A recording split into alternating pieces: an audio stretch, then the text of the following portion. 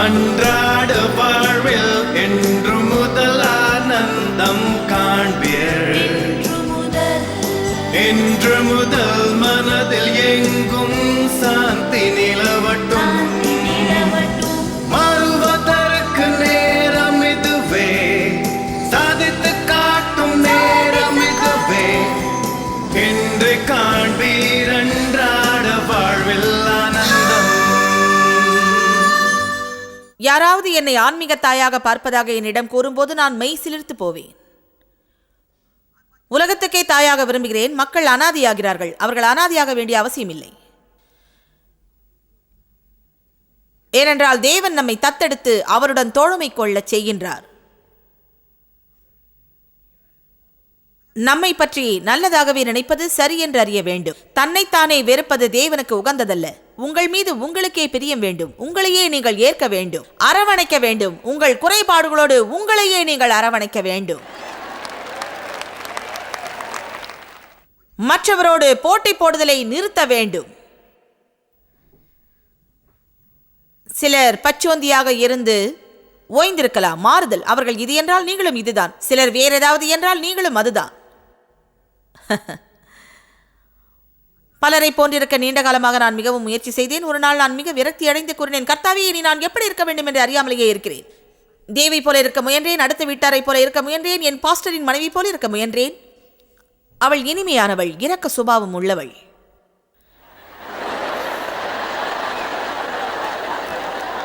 நீங்கள் புரிந்து கொண்டீர்கள். நான் சொல்ல வேண்டியதே இல்லை, சரிதானே?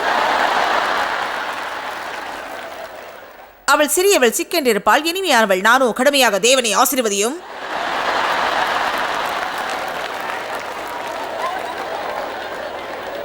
அவள் இரக்கமுடையவள். மக்கள் அவளிடம் ஆலோசனைக்காக வருவார்கள். அவள் கூறுவாள், ஓ, இன்னும் மேலே சொல்லுங்கள். நான் நினைக்கிறேன், சரி, கேட்டது போதும்.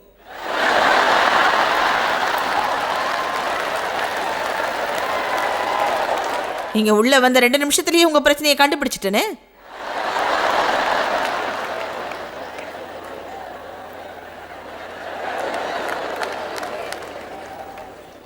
என்ன தெரியுமா, பக்தி உள்ளோரை என் மீது ஆவேசமடைய செய்யும் காரியங்களுக்குள் ஒன்று நான் இப்படி சொல்வதே, எனக்கு என்னை பிடிக்கும்.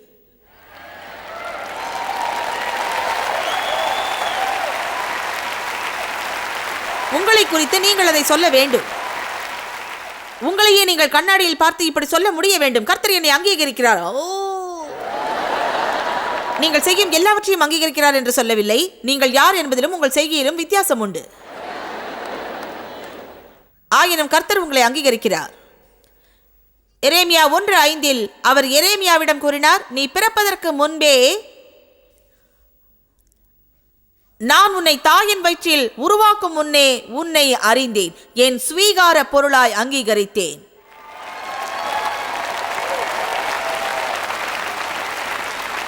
எரேமியா பயந்தார், மக்களை குறித்து பயந்தார். பயத்தின் நிமித்தம் தேவன் அவரை திருத்தினார். எரேமியாவிடம் குறை இருந்ததை தேவன் அறிவார். அவர் எல்லாவற்றையும் சரியாக செய்ய போவதில்லை என்று அறிவார். இருப்பினும் நான் உன்னை அறிந்தேன் என்றார். பிரியமானவரே, அதன் பொருள் என்ன? நான் உன்னை அறிந்தேன். நீ செய்ய போகும் தவறுகளை எல்லாம் அறிந்தேன். நீ சொல்ல போகும் சாக்கு போக்கை எல்லாம் அறிந்தேன். ஜாய்ஸ், நான் தேர்ந்து கொண்ட பொருளாய் உன்னை அங்கீகரித்தேன். தேசங்களுக்கு தீர்க்கதரிசியாய் அழைத்தேன். தேவன் உங்களை பயன்படுத்த விரும்புகிறார். அவர் பெலன் உங்கள் பலவீனத்தில் பூரணமாகிறது. அல்லேலூயா.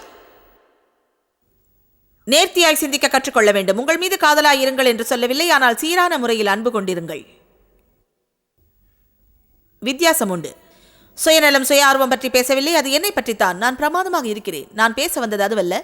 எனக்கு இந்த பிரச்சனை, இந்த பிரச்சனை, இந்த பிரச்சனை, இந்த பிரச்சனை இருக்கிறது என்று சொல்ல முடிய வேண்டும் என்றே சொல்கிறேன். நான் தேவனை நேசிக்கிறேன். அவை ஒவ்வொன்றையும் அவர்தான் நிவர்த்தி செய்ய வேண்டும். என் வாழ்க்கையில் எதை செய்ய வேண்டுமோ அதை செய்யுமாறு கர்த்தருக்கு முன் எந்நேரமும் மன்றாடுகிறேன். நான் வழியில் இருக்கிறேன், இன்னும் வந்து சேரவில்லை. ஆனந்தமாய் பயணிப்பேன். ஆனந்த பயணத்தின் ஒரு பகுதியாக நான் சந்தோஷமாய் இருக்க வேண்டும். உங்கள் அருகில் உள்ளவரின் கண்களை பார்த்து சொல்லுங்கள், என் மீது பிரியப்படுவதற்கு கூட நான் உம்மை போல் இருக்க வேண்டியதில்லை என்று.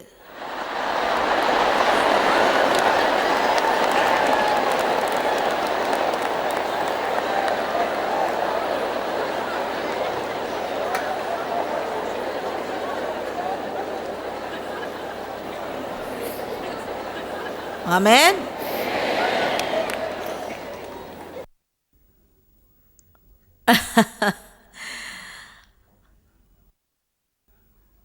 ஆமென். கடந்த ஆண்டு மிக வேதனைக்குரியது ஒன்று நடந்தது. அப்போது கிறிஸ்துமஸ் விடுமுறை. நான் ஷாப்பிங் செய்து கொண்டிருந்தேன். ஒரு கடையில் எதையோ வாங்கினேன். கடைக்காரி கூறினாள், உங்களை டிவியில் பார்க்கிறேன். ஆனால் நான் கிறிஸ்தவள் அல்ல, இருந்து வந்தேன். ஆனால் இப்போது மாறிவிட்டேன். இயேசுவில் விசுவாசம் கொண்டு ஒரே தேவனை வணங்காத பொய்யான வேதம் இது என்று வர்ணித்தாள். நான் கூறினேன், நல்லது. அவள், உங்கள் நிகழ்ச்சியை ரசிக்கிறேன், ஆனால் நான் கிறிஸ்தவள் அல்ல என்றாள். நல்லது. என் நிகழ்ச்சியை பார்ப்பதில் உங்களுக்கு அவ்வளவாக திருப்தி இல்லை. அவள் மிக பிரியமாக நடந்து கொண்டாள். நான் கேட்டேன், கிறிஸ்தவத்தை துறப்பதனால் அப்படி என்ன விசேஷமானதை கண்டுவிட்டதாக நீங்கள் உணர்ந்தீர்கள் என்று. உடனே அவள் என்ன சொன்னாள் தெரியுமா? சபைக்கு செல்லுகையில் யதார்த்தமாய் அவ்வாறு உணர்ந்தேன். எப்போதும் என்னை பற்றியும் நான் செய்யும் எல்லா தவறுகள் பற்றியும் மோசமாகவே நினைக்கும்படியாயிற்று என்றாள். இந்த குறிப்பிட்ட மதம் நான் நல்லவள், எனக்குள் நல்லவை உண்டென்று உபதேசிக்கிறது என்றும் கூறினாள். ஆனால் போதிக்கப்படும் நற்செய்தியை சரியாக புரிந்து கொண்டால் உங்களிடம் நல்லவை உண்டென்று கிறிஸ்தவர்களும் சொல்வார்கள். ஆனால் அந்த நல்லவை உங்களுடையதல்ல, தேவனுடைய நற்கிரியே உங்களில் வாசமாயிருக்கிறது என்று நான் சொன்னேன். உங்கள் மூலமாக வெளிப்படுகிறது. மனிதம் கூறுகிறது என்னுடையது, நான் அடைந்தேன், நானே தான் என்று. ஆனால் கிறிஸ்தவமோ கூறுகிறது என்னில் கிறிஸ்து, கிறிஸ்துவில் நாம் புது சிருஷ்டிப்பு, நம் நம்பிக்கை அவரில் உள்ளது என்றேன் நான். அவள் கூறினாள், நீங்கள் இன்று என்னை மாற்ற முடியாது, நம்பிக்கை இருக்கிறது, உங்கள் நிகழ்ச்சியை தொடர்ந்து பார்க்கிறேன். அது வருத்தமாயில்லை, அது எனக்கு வருத்தமாக இல்லை. தேவனோடு உறவு கொள்ள அநேக மக்கள் முயற்சி செய்கிறார்கள். அவரோடு எப்படி நல்லுறவு கொள்வது என்பதை கூட யாரும் அவர்களுக்கு சரியாக எடுத்துச் சொல்வது இல்லை. அதிலிருந்து தப்பித்துக் கொள்ள வழியே இல்லை, எங்கும் ஓடி ஒளிய முடியாது என்பதை அத்தகைய எளிய நேரடியான விதத்தில் மக்கள் சத்தியத்தை சந்திக்க வேண்டும். ஜனங்களிடம் நாம் மத உணர்வு காட்ட வேண்டியதில்லை, எளிமையாகவும் வெளிப்படையாகவும் நடந்து கொள்ள வேண்டும். ஆமென். கர்த்தர் உங்களை அன்பு செய்கிறார். உங்களை குறித்து இழிவாக நினைத்து அலைந்து திரிய வேண்டியதில்லை. உங்கள் பாவங்களுக்காக மனம் வருந்த வேண்டும். வருத்தப்படும் போது அவர் மன்னிக்கிறார். வாழ்நாள் பூராவும் அதையே நினைத்து மேலும் மேலும் அதே காரியத்தில் இருந்து கொண்டு வேறு எங்கும் செல்லாமல் உங்களையே வருத்திக் கொள்ள வேண்டியதில்லை. ஆமென். கடந்தது கடந்ததாகவே இருக்கட்டும். சரியாக சிந்திக்க கற்றுக்கொள்ளலாம். இச்சையின்படி நடக்காமல் இருக்க கற்றுக்கொள்ளலாம். உடைந்த உள்ளத்தினரால் உருப்படியாக செயல்பட முடிவதில்லை. வாழ்க்கையில் பயந்தவர்களாதலால் அவர்கள் பின்வாங்கி எல்லோரும் அவர்களை கடந்து செல்லும்படி விட்டு விடுவார்கள், அல்லது எல்லாவற்றையும் அடக்கி ஆள விரும்புவார்கள். இதயம் நொறுங்குண்டவர்களுக்கு எல்லாமே தடுமாற்றம்தான். நமக்கு நிதானம் வேண்டும். உள்ளம் உடைந்தவர்கள் பொதுவாக யாருடனும் நல்லுறவு கொள்வதில்லை. ஏனென்றால் எப்படி நல்லுறவை பெற்று பேணி காப்பதென்று அவர்களுக்கு தெரியாது.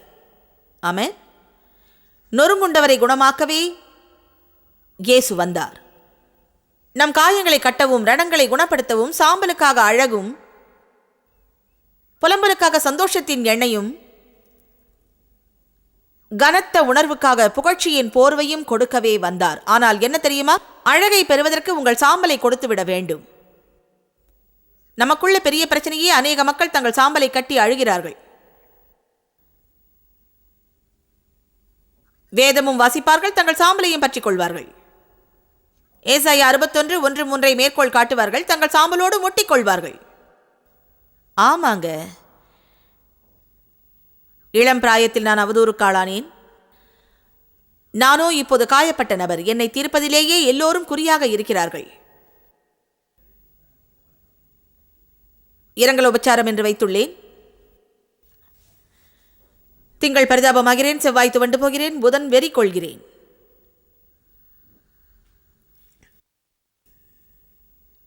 இதுல நான் வேற பிசி.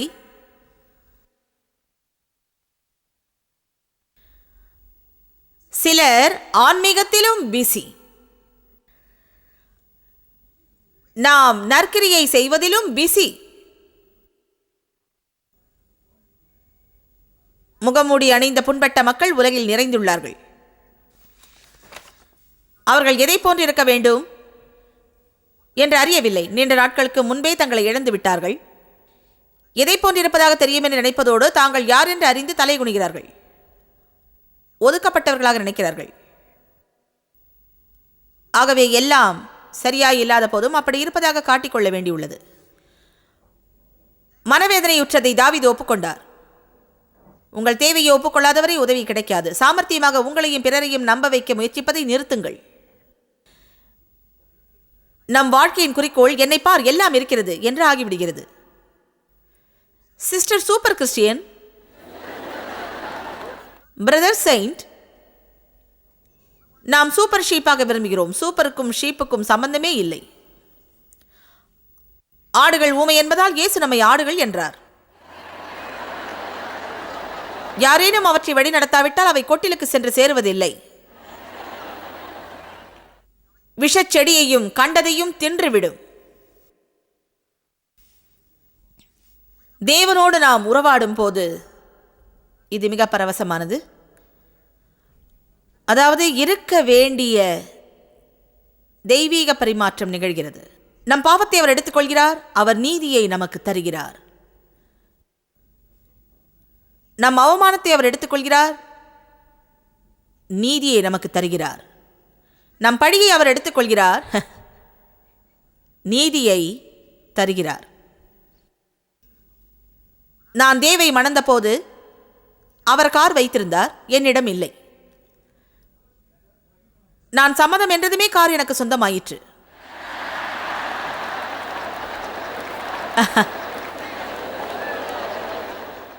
வெறும் ஒப்பந்தமாயிருக்கையில் அந்த கார் எனக்கு சொந்தமாகவில்லை.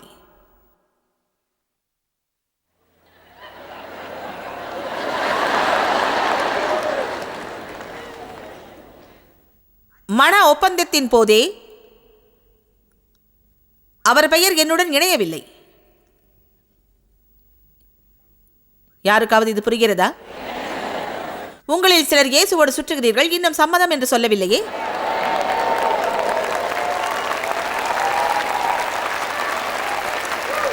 கல்யாண மாலைக்கு ஆம் என்று சொல்லும் போது அநேக காரியங்களுக்கு நித்தியத்திற்கும் ஆம் என்கிறோம், தெரியுமா? எதற்கு ஆம் போடுகிறோம் என்று கூட இன்னும் தெரிந்திருக்கவில்லை.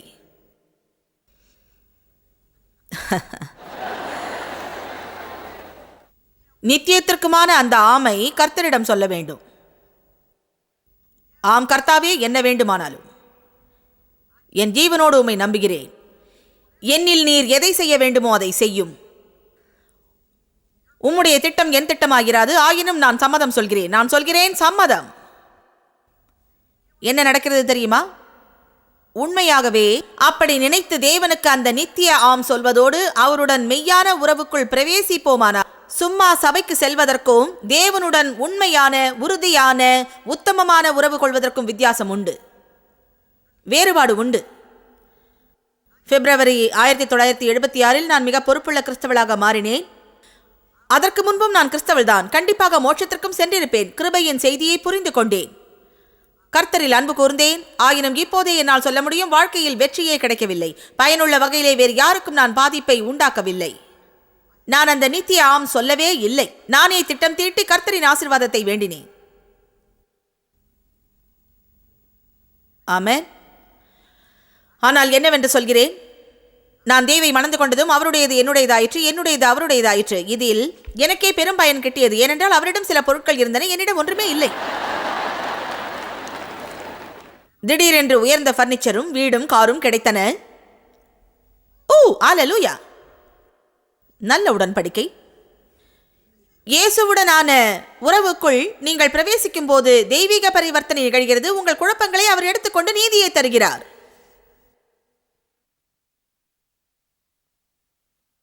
உங்கள் சாம்பலை அவரிடம் கொடுங்கள், அவர் அழகை தருவார். புலம்புவோரை தேற்றுகிறார். கனத்த உணர்வை புகழ்ச்சியால் மூடுகிறார். பிரமிப்பாய் உள்ளது. தெய்வீக பரிமாற்றம். அவ நம்பிக்கைக்கு பதில் நம்பிக்கை. வறுமைக்கு பதில் வளமை. ஆனால் நாம் முதலீடு செய்ய வேண்டும். உங்கள் சாம்பலை கொடுத்து விடுங்கள். பிரியமானவரே, என்னை குறித்து நான் மிகவும் வேதனை அடைவேன். வாரம் ஓரிரு முறை சின்ன இரங்கல் உபச்சாரம் இருந்தே தீரும். தேவன் என்னை முழுவதுமாக ஆட்கொண்டு தன் அன்பை நிரூபிக்காத போதெல்லாம் நான் உட்கார்ந்து கொண்டு வேதனைப்படுவேன். எனக்கு பாதுகாப்பு இல்லையே.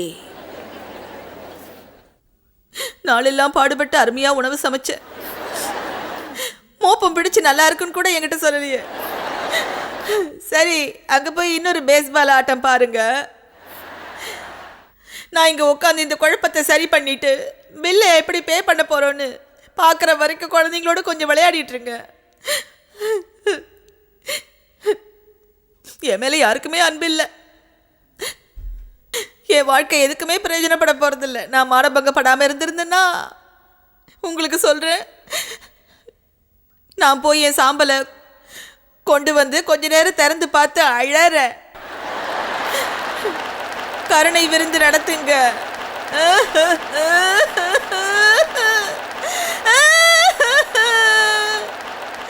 மறுநாள் நான் தலைவலியும் கழுத்து வலியும் முதுகு வலியும் வந்து சோர்ந்து போயிருப்பேன். மருத்துவரிடம் செல்ல வேண்டியிருக்கும். எனக்கு என்ன ஆச்சுன்னே தெரியாது. என்கிட்ட ஏதோ குறை இருக்கு. ஏன் ஹார்மோன்ஸா இருக்கலாம், என்னன்னே தெரியல. எனக்கு சத்தே இல்லை, என்ன குறைன்னே தெரியல. புரிகின்றதா? மருத்துவர்கள் சொல்வார்கள், எனக்கு எத்தனை சதவீதம் இருக்கிறது என்று தெரியவில்லை. ஒட்டுமொத்த நோய்களில் அதிக சதவீதம் அறிகுறிகள் உண்மையானவை, ஆனால் மனதோடு சம்பந்தப்பட்டவை. எந்நேரமும் மன உளைச்சலில் இருந்தால் உடல் பாதிப்பு இல்லாமல் இருக்காது. ஆமென். ராக்கிங் சேரை விட்டு எழுந்திருங்கள். யோவான் 11.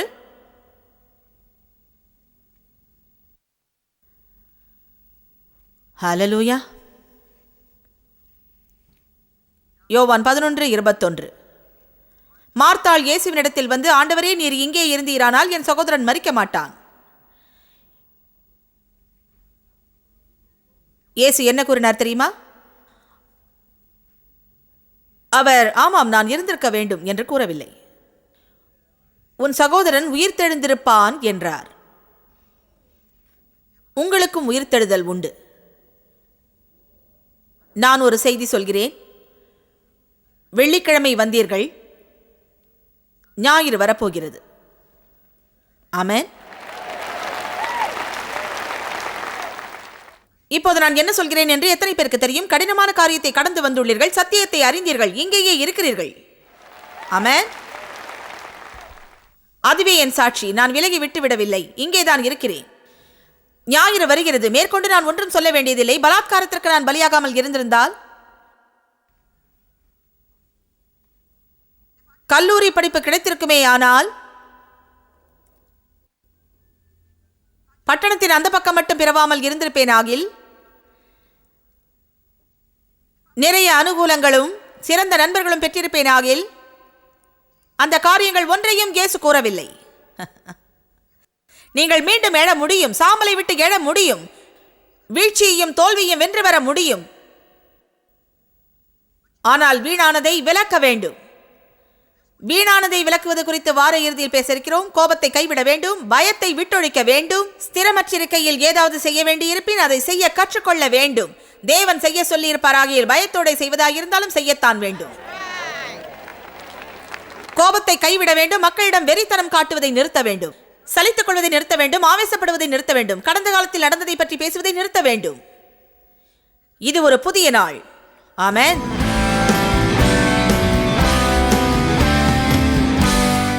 சங்கீதம் 46:1 கூறுகிறது, தேவன் நமக்கு அடைக்கலமும் பெலனும் சோதனைக்கு அப்பாற்பட்டவரும் ஆபத்து காலத்தில் அனுகூலமான துணையும் ஆனவர் என்று. நாம் எத்தகைய தொல்லையில் இருந்தாலும் பரவாயில்லை, தேவன் துணை புரிவார். காயப்படும் இடமெல்லாம் குணம் அளிப்பார், நம் உணர்ச்சிகளுக்கும் சேர்த்து. ஆகவே இப்போது உங்களுக்காக ஜெபிக்கப் போகிறேன். பிதாவே, இயேசுவின் நாமத்திலே உம்மிடம் நாங்கள் வருகிறோம். உள்ளம் உடைந்து மனம் வேதனை உற்று நொந்து நிலை தடுமாறும் ஒவ்வொருவருக்காகவும் ஜெபிக்கிறோம். நாங்கள் ஜெபிக்கையிலே மக்களின் உணர்ச்சிகளை தொடுவதற்காய் உமக்கு நன்றி கர்த்தாவே. எழுச்சிமிகு சுகத்திற்காக, ஸ்திர தன்மைக்காக, சந்தோஷத்திற்காக மன்றாடுகிறோம். ஆண்டவரே, மக்கள் சோர்ந்து போகாதபடிக்கு, தளர்ந்து விடாதபடிக்கு, அவநம்பிக்கை கொள்ளாதபடிக்கு ஜெபிக்கிறோம். அவர்கள் ஸ்திரமான, சீரான, சமமான உணர்ச்சியை பெறட்டும். காயப்பட்ட ஜனங்களுக்காக ஜெபிக்கிறேன். மனவேதனையால் அவர்கள் உறவுகளோடு சரியாக நடந்து கொள்ள முடியவில்லை. உம்மை கெஞ்சி கேட்கிறேன் தேவனே, அவர்கள் ஒவ்வொருவரிலும் அற்புதம் நிகழச் செய்யும். தங்கள் பங்கை செய்ய, படிக்க, கற்க, வளர, வார்த்தையை அன்றாடம் பயன்படுத்த கிருபை தாரும். இயேசுவின் நாமத்திலே ஆமென். இது உங்களுக்கு ஒரு புது ஆரம்பமாய் இருக்கக்கூடும் என்று நம்புகிறேன். கர்த்தர் உங்களை ஆசீர்வதிப்பார். விரைவில் மீண்டும் உங்களுக்கு ஊழியம் செய்ய காத்திருக்கிறேன். நீங்கள் அறிந்திருப்பதை காட்டிலும் ஜாய்ஸ் மேயர் ஊழியங்களில் நீங்கள் மிக முக்கியமானவர்கள். இந்த உலக ஊழியத்தை சாத்தியமாக்குவதற்காய் உங்களை பாராட்டுகிறோம். நண்பர்களுக்கும் பங்காளர்களுக்கும் நன்றி கூறுகிறோம். நாம் இணைந்து பசித்தோர்க்கு உணவும், ஏழைக்கு உடையும், தேசங்களுக்கு நற்செய்தியும் வழங்குகிறோம். உங்கள் ஜெப வேண்டுதல்களை பகிர்ந்து கொள்ள, ஆதாரங்கள் குறித்து, மாநாட்டு விவரங்கள் காண, உலகமெங்கும் கிறிஸ்துவின் அன்பை பகிர்ந்து கொள்ள எங்களுடன் பங்காளர்களாக எங்களை தொடர்பு கொள்ளுங்கள் அல்லது jmmindia.org லாக் ஆன் செய்யுங்கள்.